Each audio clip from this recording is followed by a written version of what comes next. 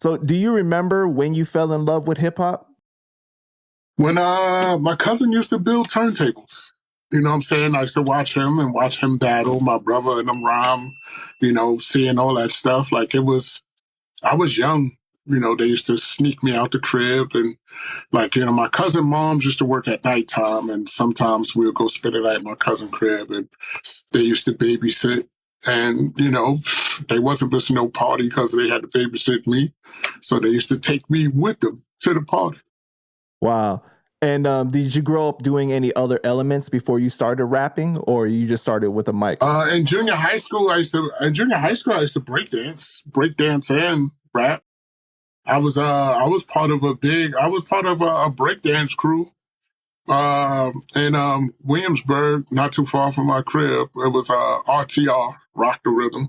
Okay. And I felt like accomplished. You know what I'm saying? Like I used to do the pop lock and stuff. I wasn't.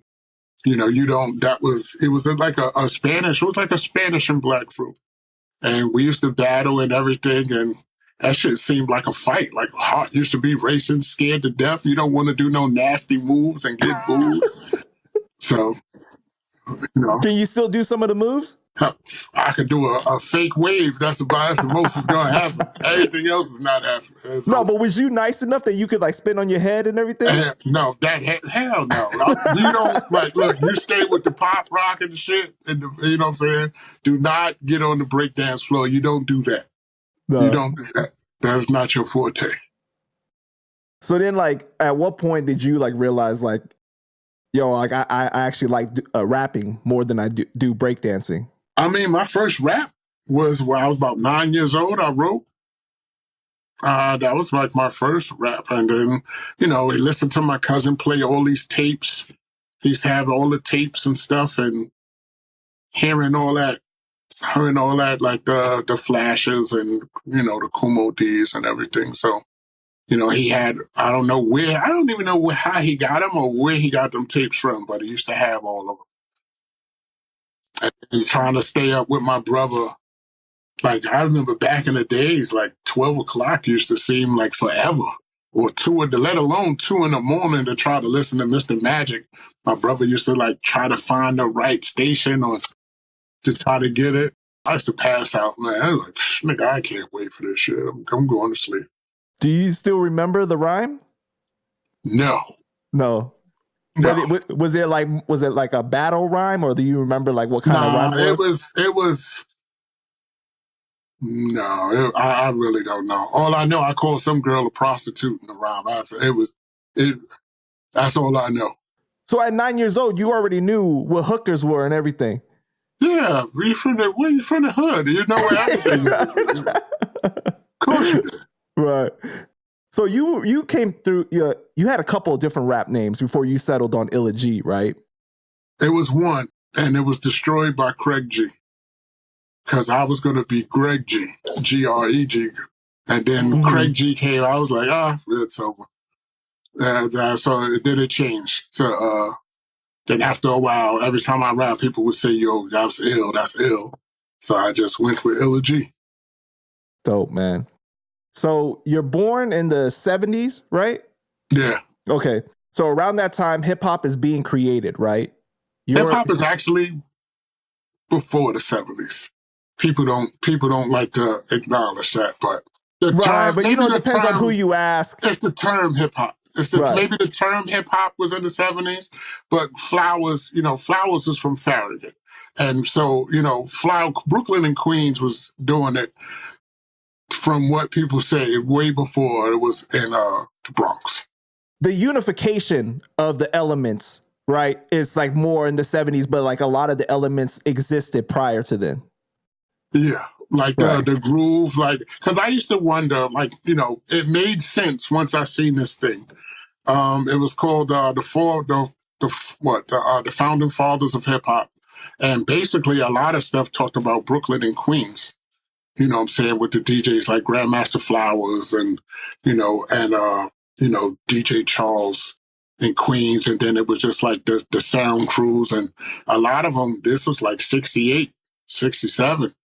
And you know what I'm saying? If you're playing the groove of a record and you're not playing the most popular record, that's pretty much hip hop. But it was just the term, they didn't have the term hip hop then. So would you say then that the Bronx deserves the credit of, you know what I mean? Because the Bronx is mainly credited for hip hop, starting hip hop, right? Hip hop started in Brooklyn, man. The term hip hop, let's go with the term hip hop started in the Bronx, but it was being done before that. Okay. Like, just look it up yourself. Look it up. The founding fathers of hip hop. It's on YouTube. Look it up. So do you believe that there was an impact and influence from like Jamaica and from, you know? Of course it was. Okay. Because you know how like today there's like a lot of arguments about who was there at the inception of hip hop, when it was created, and of course it was. Of course it was. Have you watched Microphone Check, the documentary? No? But you know what I'm talking about, right? With Tariq Nasheed and how everyone's been debating about these certain things about when hip hop was really created. And if like I said, the term hip hop was in the Bronx, but people was doing that. Like, all of them got to go to, some of them, I even got into it with a guy online, was like, oh, Flowers used to play disco music. That's in the 70s. Before that, when he was in Farragut, plugging the stuff into the light post, playing the music, that's it. Same thing. Then you got Queens, you know what I'm saying? It was just a lot of the people, even, DJ Hollywood was talking about, they was, like, they didn't hear nothing from, that's there. This is what they're saying. I'm not making this up. Right. Like I said, look it up yourself. They was like, yo, we were doing this way before. We ain't heard nothing from the Bronx. What do you think about the debate that Puerto Ricans helped co-create hip hop, and how like Fat Joe said it was 50-50, and then, you know, like why you can't deny, why I don't even understand why we even doing this, because of course Spanish people was there, man. Like that's crazy to not, if we coincide with each other naturally in the hoods, how not Spanish people wasn't there? Like how was that?